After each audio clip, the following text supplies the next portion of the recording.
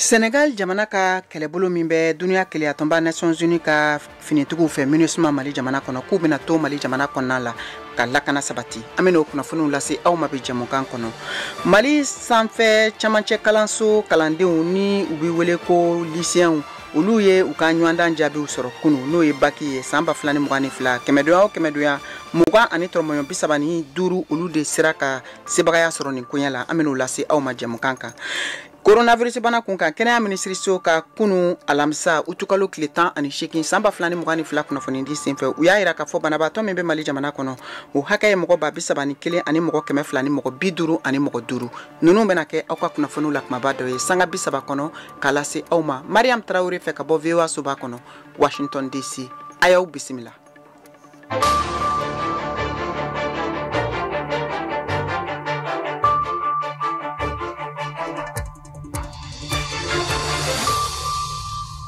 An balimaw an ka foli b'aw ye Mali kɔnɔ ani Mali kɔkan aw minnu sɔgɔlen don VOA Banbara ka radio fiɲɛsiraw fɛ nin waati in na ani bɔlɔlɔ sira fɛ ka Malikura kunnafoniw lamɛn. Nɛgɛ ɲɛ 10 ani 7 tana gosira Bamakɔ n'a lamini na wula nɛgɛ ɲɛ 10 ani 3 bɛ Washington DC Amérique jamana faaba kɔnɔ. Bi ye juma ye utukalo tile 19 san 2022 aw ka o kunnafoniw bɛna tali kɛ minnu kan o bɛna lase aw ma. Mariam Traoré fɛ ka bɔ VOA soba kɔnɔ studio 6nan na a y'aw bisimila aw ka kunnafoniw filɛ. Amtani kunnafoniw ye Mali jamana kɔnɔna la. Senegal jamana ka kɛlɛbolo min bɛ dunuya keleya tɔnba Nations Unies ka kɛlɛbolo MINUSMA la Mali jamana kɔnɔ a yirala kunnafoniw na k'a fɔ ko olu bɛna to jamana kɔnɔna la walasa ka se ka dɛmɛ don Mali finitigiw ma ni ka jadi kɛlɛ ka bɔ Mali jamana kɔnɔ. VOA tɔgɔla Kayato Traoré ale b'o lase.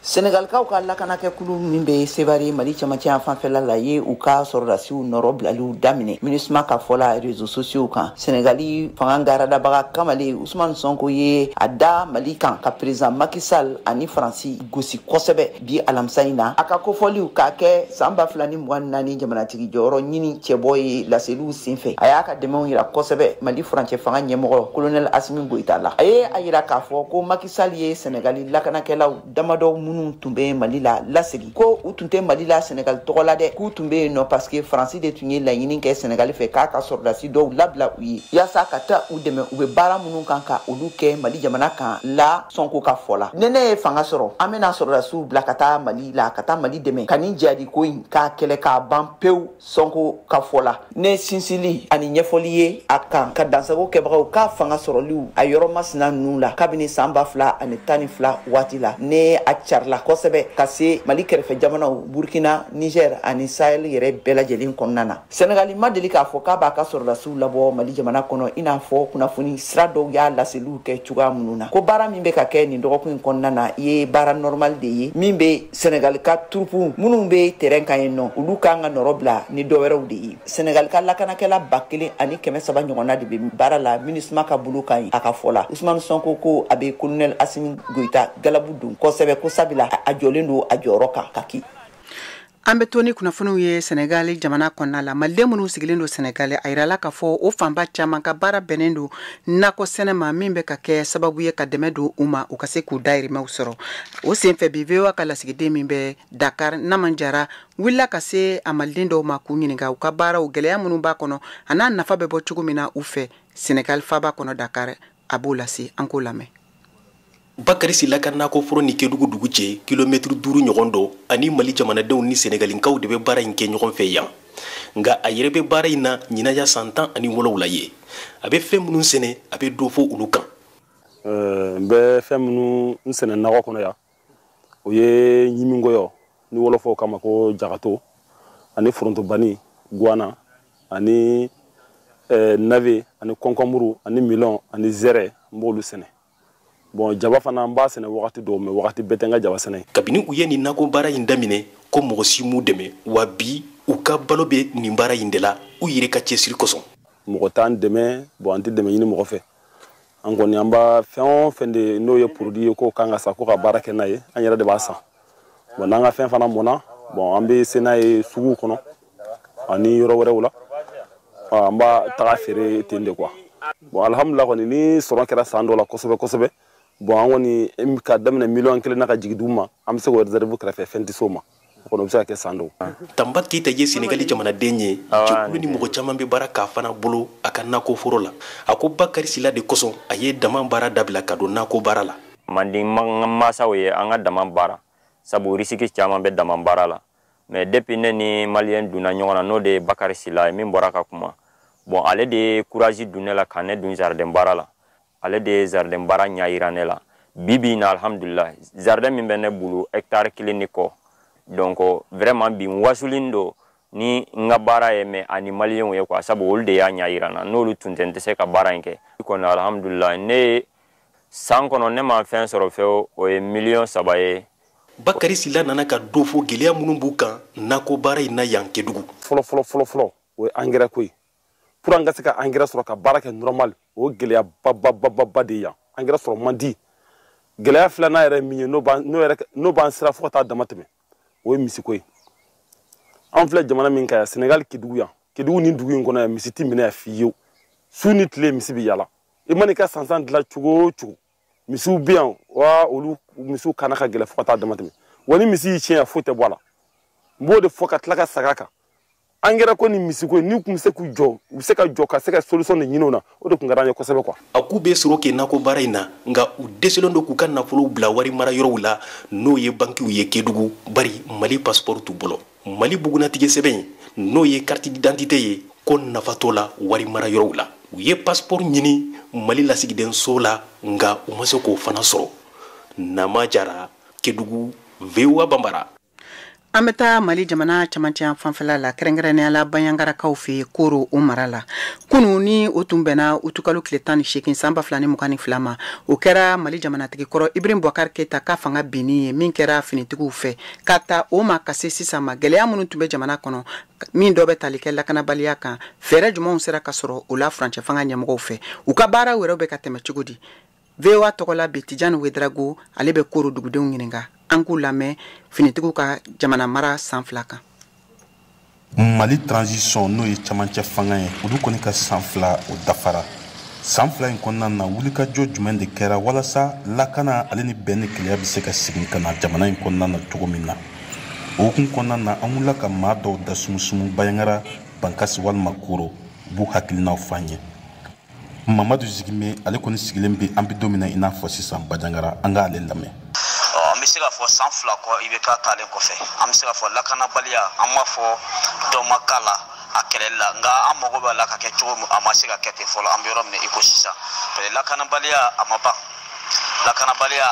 a cogoya de yɛlɛmana yɔrɔ caman bɛ yen mɔgɔ y'a ye k'a fɔ tiɲɛ na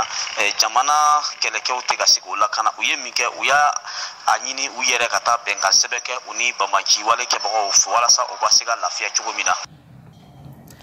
Aïssata Karambe ale kɔni ye muso ye a sigilen bɛ Koro vraiment transition nali diyara an musow ye kɛrɛnkɛrɛnnenya an Mopti région musow barisa basigi nana dɔɔni basigi mana kosɛbɛ mais a nana dɔɔni fɔlɔ la i kun bi c'est rare i k'a ye les déplacés peli u kana Koro sugu la walima an ka burusi kɔnɔna ninnu na mais actuellement avec la transition sécurité bɛ yen dɔɔni basigi ma kɛ kosɛbɛ dɛ mais a ka fisa ni kunu ye halisa an b'a ɲini u fɛ u ka dɔ fara cɛsiri kan u ka dɔ fara lakana kan halisa u ka lajɛ u k'an ka déplacé ninnu bila ka na bɛɛ ka n'a ka sigida la walasa bɛn ka se ka sabati i n'a fɔ an fɔlɔlama kun bɛ cogo min na halisa bi a ka kɛ o cogoya la Mamadu Kindo ale kɔni sigilen bɛ Bankasi an k'ale ka welewelekan lamɛn lakana kɔni kɛra sababu ye an balima caman bɔra u sigiyɔrɔ la donc maintenant an balima filaw b'a la dɔgɔnɔ fana b'a la dans centre kɔnɔ surtout ni Bankasi cercle jateminɛ minnu bɛ yɔrɔ wɛrɛ tunaya la u ka sigi ka na u fɛ bɛɛ ka na i fɛ donc maintenant fɔlɔ an bɛ cogo min na i hakili la sigiya fɔ ka kɛ Altine Gindo ye muso ye mun bɔra a ka sigiyɔrɔ la lakanabaliya kama hakilina kelen dɔrɔn de b'a la ka segin ka taa a ka dugu la kɛlɛ kama ne bɔra an ka dugu la ka na Koro ni y'a san 4 ne b'a ɲini jamana ɲɛmɔgɔw fɛ u k'a kɛ cogoya si bɛɛ la pour que bɛɛ ka sabati dugu kɔnɔ bɛɛ ka segin ka taa a ka dugu la o de ye ne ka laɲini ye Tijani Wedrago VOA Bambara tɔgɔla Koro Mali camancɛ kalandenw olu ka ɲɔgɔndanw jaabi bɔra kunu alamisa a yirala k'a fɔ san 2022 ta kɛmɛdɔnya 20 ani tɔrɔmɔɲɔ 35 olu de sera ka sebagaya sɔrɔ ɲinanta la o senfɛ VOA ka lasigiden Mohamed Daɲogo ye munumunu salo kɛ ba kiniyan fan fɛ a ye kunnafoni minnu sɔrɔ jaabi bɔli kan an k'u lamɛn. Isumaila Jakite Saliya Jakite Adama Dolo. Nin tɔgɔwele min bɛ ka kɛ nin ye lycée Masamagan Jabate ɲama fɛ o ye maa minnu n'olu y'u ka baki ɲɔgɔn dan o sɔrɔ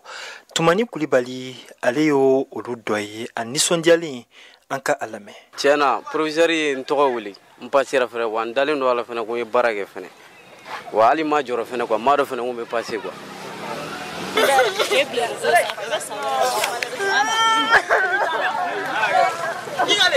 Kasika minnu ye nin ye o ye maa minnu n'olu m'u tɔgɔ mɛn o kɔrɔ ko baki ɲɔgɔn dan olu kɔni olu garisɛgɛ o ma don a la ɲina. Masire Jawara ani Korotumu Kulibali olu kɔni u ka ɲɔgɔn dan a ma ɲɛ u bolo an ka u lamɛn. San wɛrɛ n bɛna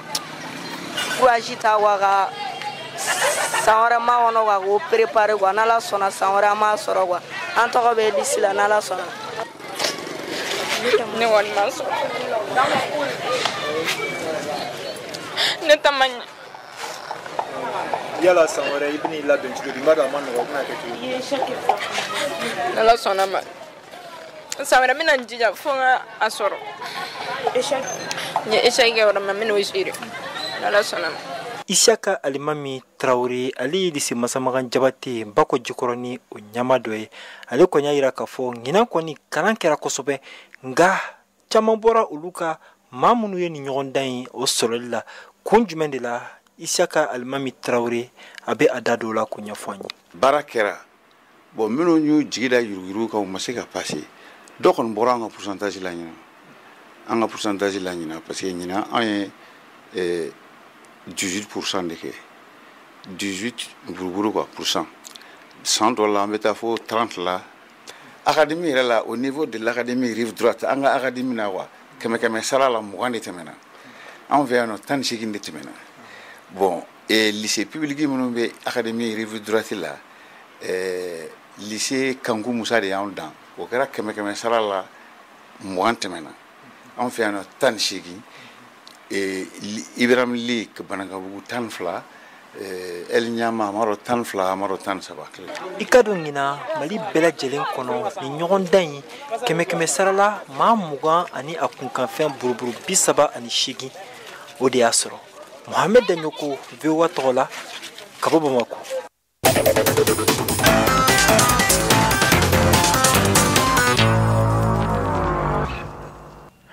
An balimaw an ka foli b'aw ye hali bi k'a lasaw ma k'a fɔ aw bɛ ka VOA Banbara ka Malikura kunnafoniw lamɛn ni waati in na a ka radio fiɲɛsiraw bɛɛ lajɛlen fɛ Bamakɔ n'a lamini ye fiɲɛ turukala 102 o fiɲɛsira ye Ɲorodi Sahelkaw aw b'an sɔrɔ radio Emergence ka 99.6 Buguni radio Kumase 92 o fiɲɛsira fɛ Yuwaru radio Dunuya o ye fiɲɛ turukala 101.2 ye Koro radio Orona ka 93 ani tumi 2 Gawukaw bɛ se k'an sɔrɔ fiɲɛ turukala 106 tumi 1 kan Tumutu o ye fiɲɛ turukala 90 kan VOA Banbara ka fara YouTube ani Instagram kan VOA Banbara kunnafoniw bɛ ka lase aw ma ni waati in na Mariam Traoré fɛ ka bɔ studio 6nan na VOA soba kɔnɔ Washington DC.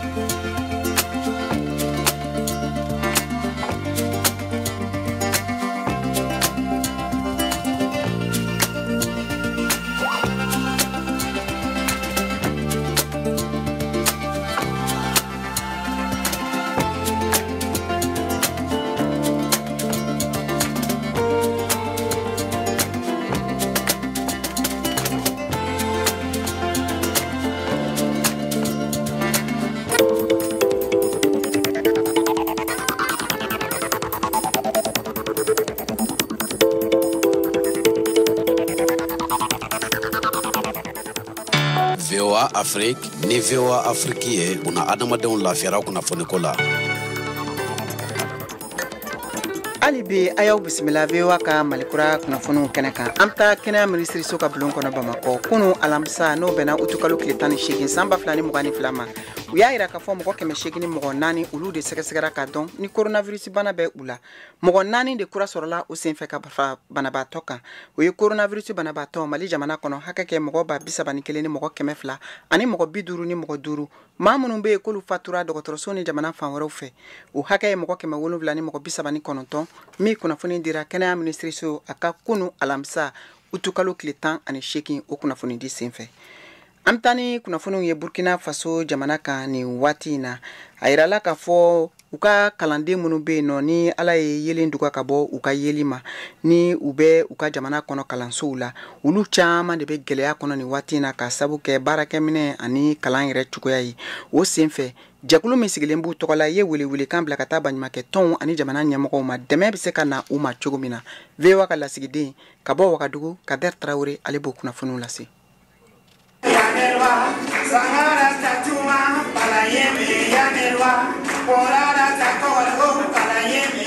Burkina Faso ka ɲɛfiyɛntɔ dɔnkilidala Alain Compaoré ale ka mendiya dantigɛlen no ka bɔ gɛlɛya min bɛ sanfɛ kalanden minnu ɲɛminɛlen no o ra walima o tɛ yeli kɛ n'o b'o wele nasarakan na ko aveugle et malvoyant nin maa kɔfɛlen ninnu ye welekan di fasodenw ma yaasa u ka se ka olu dɛmɛ ni ordinatɛrw ye ani sɛbɛnnikɛ sɛbɛnw n'a ɲɔgɔnnasi caman wɛrɛ Noël Wangarawe ye sanfɛ kalanden minnu ɲɛfiyɛntɔ lo olu ka jɛnkulu ɲɛmaa ye a ye ɲɛfɔli k'an ye ka taa fɛn min kosɔn olu bɛ wari yala la yaasa ka se ka u bɔɲɔgɔnko dɛmɛ k'aw ka kalan da kelenya Codec ni an bɛ fɛ ka document ani matériel ani wari duka ka sɔrɔ ka di mɔgɔ min na o tɛ se ka o ka école sara ayiwa donc an y'a kɛ donc depuis le 1er juillet an ye activité de collecte ni lancé donc a bɛ continuer jusqu'à septembre 2023 donc an bɛ mɔgɔ ninnu wele tout cas que ça soit commerçant ou élèves ou parents d'élèves ou mɔgɔ bɛɛ responsable nous qu'on a demain voilà pour qu'on puisse venir en aide voilà au moment tu sais que au cas école sara ni ma kofole nunu ko olugo be deme yala yasa ka se ka fiento sanfɛ kalanso den tan de dɛmɛna kɛrɛnkɛrɛnnen yala musola kan wɔɔrɔ Abdraman Zongo ye fiɲɛ sɔrɔ a ɲɛ na ale b'a ka kalan na nka a sira fana ka baara sɔrɔ ɲɛ fiɲɛtɔ kalan na kɔni gɛlɛyaw ka ca ne ye gɛlɛya minnu sɔrɔ o gɛlɛya ni n tɔɲɔgɔn o bɛɛ b'ale lu kɔnɔ fana komi y'a fɔ a ɲɛna cogo min na ne yɛrɛ tuti Wagadugu yan centre ninnu ti province ninnu bɛɛ la donc ne bɔra Banfula le ka na yan yɔrɔ la donc n'i bɔra i ka mɔgɔw kɔrɔ k'a fɔ i ka na duguba la fana fo mɔgɔ le ka sɔrɔ pour que ka se k'i mara quoi u ka vie cogo faamuya quoi sinon an n'u baara min kɛ même école ni ale ni minnu bɛ yeri kɛ a bɛɛ ye kelen de ye mais minnu b'o fara ɲɔgɔn na a fɔ baarakɛminɛnw de b'an bolo dɔrɔn pour que an n'u ni minnu bɛ yeri kɛ an ka se ka ɲɔgɔn faamu kalanden ɲɛfiyɛntɔw ka jɛnkulu ko olu bɛ miliyɔn 2 dɔrɔn de yala fasodenw fɛ yaasa ka se ka u ka kalanminɛnw san ani ka u ka kalan yiriwa nin tun ye Kader Traoré kumakan ye ka bɔ Wagadugu Burkina Faso balimaw aw ni yantuma san 2 Ibrahim Boubacar Keita ka fanga binnen kɔfɛ malidenw tora ka farafasini ye dankariliw ani jɔrɔnanko cɛ mali kuntɛrɛko la yala an bɛ ka ɲɛsi jigitigɛ kura ma wa nin ye ɲiningali ani siratigɛ min bɛ mɔgɔ caman hakili tɔɔrɔ mun de falenna san 2 IBK bɔlen kɔ hakilijagabɔ min bɛ sen na o jateminɛ na hali bi mali jamana sigibolo bokolo tɛ lakana ka bɔ bingani na n'a ma yɛrɛ sama ɲɔgɔn na joona o kama ni min b'a fɛ k'i da don an ka nin sibiridon baro la a y'a tulo sɔgɔ an b'a fɔ jɛmukan la VOA Banbara nin sibiri maliko don faso jɔ o don ayiwa nin jamukan kɛrɛnkɛrɛnnen a kana fɔ aw kɔ dɛ Kato malikura kunafunu kɛnɛ kan an to Burkina Faso jamana kan an taa Bobo Julaso samiya gannen do ni waati na o y'a yira u fɛ ka fɔ ko fɛn min ye denmisɛnnakaw ye olu caman de bɛ ka taa jiwoyo fɛ ka sabu kɛ u ka kanivobaw minnu ni olu lasagonen tɛ i n'a fɔ a tun kan ka kɛ cogo min na a koɲɛ kelen do gɛlɛyaba ye denmansaw kan Bobo Julaso kɔnɔna la Alidu Wederago VOA Banbara tɔgɔ la ka bɔ Bobo Julaso ale b'o gɛlɛyaw lase samiya wagati o bɛ bɛn tuma min ma ni lakɔli tɛ denmisɛnw bɛɛ bi so ninnu wagati ninnu na denmisɛnw bɛ sɔrɔ dingɛ kolonw kɔnɔ k'o bolo dawra ka to ka tulonkɛ minɛw walima ka nɛgɛmisɛnw tɔmɔ ka taa feere sanji baba mun bi nana ɲina a kɛra kasara ye gwaso caman ma k'a kɛ sababu ye denmisɛn min taara jiwoyo sira fɛ ni o nin bɔr'o la a ka ca kosɛbɛ bi sanji ka taa ni denmisɛnw ye a kɛlen don kunnasiri ye bobokaw ma baw ani faw bɛɛ bɛ kuma fɔ ka bolo si ɲɔgɔn ma nin kasara ninnu na. Tiɲɛ don ji kɔni bɛ taa ni denmisɛnninw ye parce que denmisɛnnin yɛrɛ olu yɛrɛ dɔw b'a ɲini o yɛrɛ ma dɔw fana bangebaaw ti occupé o la quoi tuma caman b'o ye dingɛ kɔnɔ k'olu bɛ nɛgɛw le tɔmɔ na ka taa feere a wari tɛna foyi bɔ a bɛna o nin pɛridi gansan yaya ni hali olu ne yɛrɛ den dɔ gɛn k'a senna samara donna dingɛ na yan ne ko n'a ma bɔ dɔrɔmɛ 100 kama i bɛna ye nin pɛridi mɛ den dɔ k'a bɛ don ne ye ko bɛɛ k'a ma bɔ ne taara k'a to yen o bɛɛ ka to k'a den kɔrɔsi nin samiyɛ tuma nin na parce que ji ni fanga ka bon kojugu an kɔni t'a lɔn nin laban mana kɛ cogoya min fɔlɔ ba. Cɛncɛn a ka ɲininkali diyara an yɛrɛ le quoi bon n'i y'a ye ji bɛ taa n'an ka denmisɛnninw ye yan yɔrɔ fan fɛ nin bon a yɛrɛ bɔ kuma dɔrɔn an balakaw la ko dan filɛ nin ala yɛrɛ de farala b'an kan ni ji tan f'an ka taa yala bana ye dagali son sababu foyi tɛ ko mɔgɔ bɛ se k'i sauver yan yɔrɔ parce que san na ji bɛ na ni barika yɛrɛ le quoi bon a bɔ an yɛrɛ de la quoi wa denmisɛnnin kɔni kan ka kɔlɔsi ka ɲɛ yɛrɛ de wala olu yɛrɛ li base nin ye mais denmisɛnninya taara dɛ san ti dun ka taa ban hali mɔgɔkɔrɔba a bɛ taa n'a ye salon sisan ne terikɛ dɔ kɔ dara nin a taara n'a ye. olu t'an ka kɛlɛ ye wa san bɛ binna denmisɛnw bɛ bɔ bon cɛman kɔni tɛ sɔrɔ so ale taara baara la mais ba minnu bɛ so olu tɛ denmisɛnw kɔlɔsi denmisɛnw bɔ ka taa u kunfɛ an dun ka bi kɔkɔ b'an fɛ yɔrɔ bɛɛ dingɛw b'an fɛ yɔrɔ bɛɛ a bɛ kɛ sababu ye den caman bɛ taa o tɛ ji bɛ denmisɛn minnu ta yɛrɛ a bɛ denmisɛn damani bɔ dɛ fo denmisɛnnin de ka kɔlɔsi parce que bi bi in na an b'a dɔn ko an ka ɲɛmɔgɔw tɛna se ka foyi kɛ k'an ka sigidaw kɔlɔsi an ye donc fo an ka banba k'an ka denmisɛnw kɔlɔsi. parce que ni denmisɛnw jigira kɔrɔ an b'o gɛn k'o ka bɔ kɔrɔ an de b'o kɔlɔsi fo ka ɲa mais denmisɛnnin tɛ sɔn tɛ sigi an bɛ bɔ lon bɛɛ toujours an bɛ jigira kɔrɔ an b'o gɛnna k'o ka bɔ kɔrɔ hali kunna sanjiba min jigira an y'o gɛn k'o bɔ kɔrɔ lon bɛɛ an bɛ denmisɛnnin bɛɛ lon bɛɛ toujours ti to kɔrɔ na dɛ an b'o bɛɛ lon bɛɛ. kami samiya don wagati bobo julaso kuntigiw mun ye maire ye olu tun ye denfaw ani denbaw wele ko bɛɛ ka kɔrɔsiri kɛ a den na a jatigi ye min ye fana min ye météo mɔgɔ ye olu y'a yira k'a fɔ ko sanji baba caman bi kɔfɛ ni tun ye alidu wederago kumakan ye VOA banbara tɔgɔra bobo julaso. VOA Afrique kuma laseso kelen min bɛ kunnafoni tɛntɛn ni k'a fɛsɛfɛsɛ ka kungun n'a ɲɛɲɛ bɔ ɲɔgɔn na ni ka sɔrɔ ka kisɛ la k'i ka jɛlen di aw ma. an tani kunnafoniw ye Chad jamana kan u ka jamana ɲɛmɔgɔw y'a lase k'a fɔ ko sini sibiri kumaɲɔgɔnya barosigiba o bɛna daminɛ Jamena jamanadenw ni ɲɔgɔn cɛ min bɛ wele nanzarakan na ko dialogue national inclusif ni baara ninnu bɛɛ lajɛlen kurubon bɛna kari sini sibiri n'o bɛ bɛn utukalo tile 20 san 2022 ma a yirala k'a fɔ maa minnu bɛna y'a barosigi kɛnɛ kan o mɔgɔ hakɛ bɛ taa mɔgɔ 1400 na san 30 gɛlɛya min binnen don u ka jamana kan min dɔ bɛ tali kɛ lakanabaliya kan ka se ka fɛɛrɛw ɲini o koɲɛ la Mohamed Touré VOA tɔgɔla ale b'o walawala.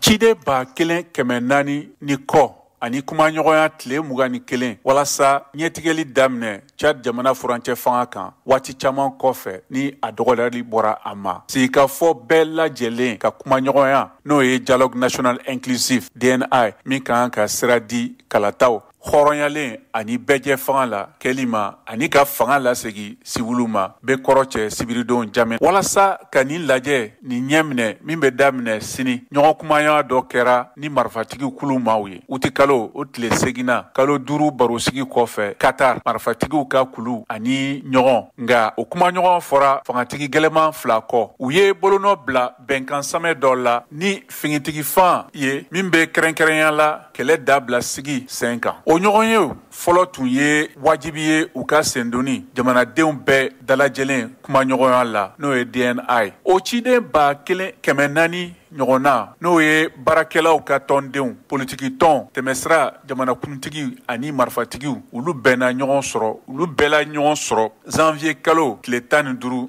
masaso kɔnɔ jamakulu sigila walasa ka ko caman jateminɛ i n'a fɔ jamana ka ladiriya kalata taabolo hɛrɛ ani jamana kan bɛn kan. Chad min ye a ka yɛrɛma hɔrɔnya sɔrɔ Faransi bolo kabini san 1960 la ye fanga cɛni cɛsiri caman sɔrɔ a ka tariku kɔnɔ. Ni kumaɲɔgɔnya ka kan ka to an ka marifako bila an kɔfɛ siɲɛ kelen. O ye ministri Kulamala ka kuma fɔta ye. FACT n'o ye Front pour l'alternance et la concorde au Tchad murutile jɛkuluba dɔ kelen ye minnu ye binkani daminɛ ni min ye Idriss Déby ka fanga tiɲɛ. O ma bolonɔ bila Doha bɛnkan na wa a tɛna sen don a kumaɲɔgɔnya ninnu na k'a jate ko ka kɔn a ɲɔgɔn ye dulen tɛ. Kɛlɛcɛw yɔrɔ dɔw fana fanga sinamatɔ maaw dɔw bina bɔ a kumaɲɔgɔnya la. A ciden sigili fana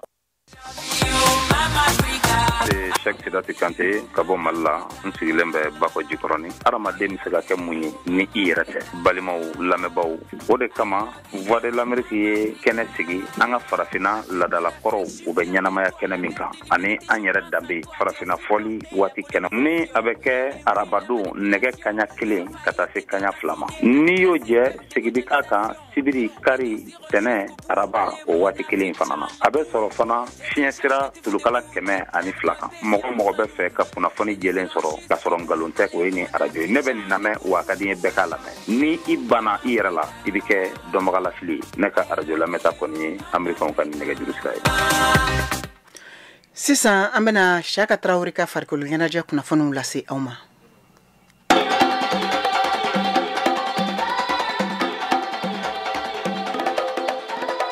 An kan senfa fɔlɔ ka taa Moritani jamana kan senatolanta bunagun kan Moritani Mali filanin bin simasesi la celu kelen fan fila bɛ fɛ senatolanta ɲɔgɔndan jaabi don min tana kunu alamisa uti kalon tile 18 san 2022 in na Moritanikaw fɛ yen a ɲɔgɔndan bɛ don badenya senatolanta ɲɔgɔndan fila hukumu kɔnɔ minnu bɛ CHAN championnat d'Afrique des nations Algérie san wɛrɛ 2023 éliminateurs ko fɔ tagali la ntɛnɛ tɛmɛnen uti kalon tile 15 Moritani tun ye se sɔrɔ Mali kan celu kelen kanankolo CHAN hakilina jigina farafina senatolanta ɲɔgɔndan don min bɛ sodenw dɔrɔn ko fɔ minnu bɛ ntolantan farafina gun kan n'an bɔra Moritanikaw fɛ yen an bɛ segin ka na anw yɛrɛw fɛ yan Mali la halisa senatolantan kunda waati min na senatolantana caman bɛ club ɲini na n'an ko transfert ka da kan